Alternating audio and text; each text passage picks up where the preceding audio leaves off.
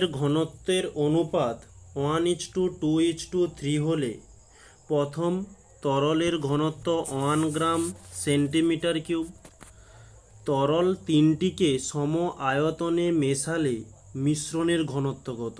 তো এখানে তিনটি তরল বলছে, তাহলে আমরা ধরে নেব যে প্রথমটার জন্য প্রথম তরলে এবং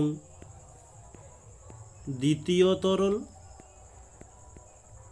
এবং তৃতীয় তরল। তো প্রথমের ঘনত্ব হয়ে যাবে ঘনত্ব 1 গ্রাম পার সেন্টিমিটার কিউব, আর সম আয়তন বলছে, তাহলে এখানে আয়তন হয়ে যাবে কি যে ভি।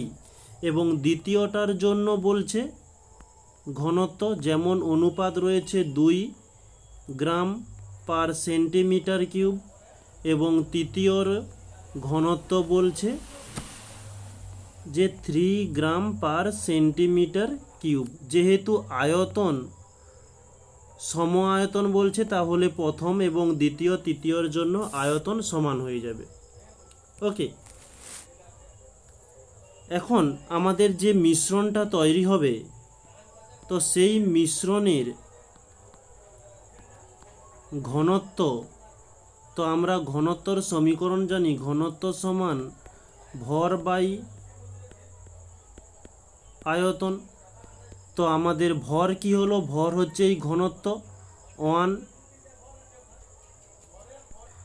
তো আমরা পাশে একটা সমীকরণ লিখছি যে আমরা জানি যে ঘনত্ব সমান, বা আমরা এখানেও বা যে সমীকরণটি লিখেছি যে ঘনত্ব সমান ভর বাই আয়তন। তাহলে আমরা যদি ভর নির্ণয় করি, তাহলে আমরা কি পাব? যে ঘনত্ব ইনটু আয়তন।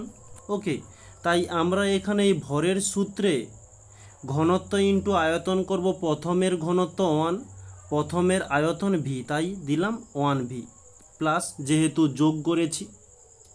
দ্বিতীয়টার জন্য ঘনত্ব 2 দিলাম, আয়তন ভি, তো ভি দিলাম। ঠিক একই রকম তৃতীয়র জন্য 3 ঘনত্ব আর আয়তন ভি।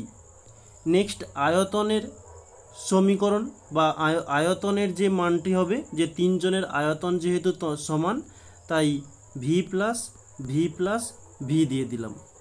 এখন আমরা যদি এই উপরেরটাকে যোগ করি, তাহলে আমরা পেয়ে যাব 6 ভি, মানে 3, 2, 5, এদিকে 1, 6 ভি বাই এদিকে 3টে ভি রয়েছে, তাই 3 ভি। ভি কেটে গেল, 3 দিয়ে দিলে 3 2 6, তাহলে আমরা পাচ্ছি 2 গ্রাম পার সেন্টিমিটার কিউব। এটি হচ্ছে আমাদের অ্যান্সার।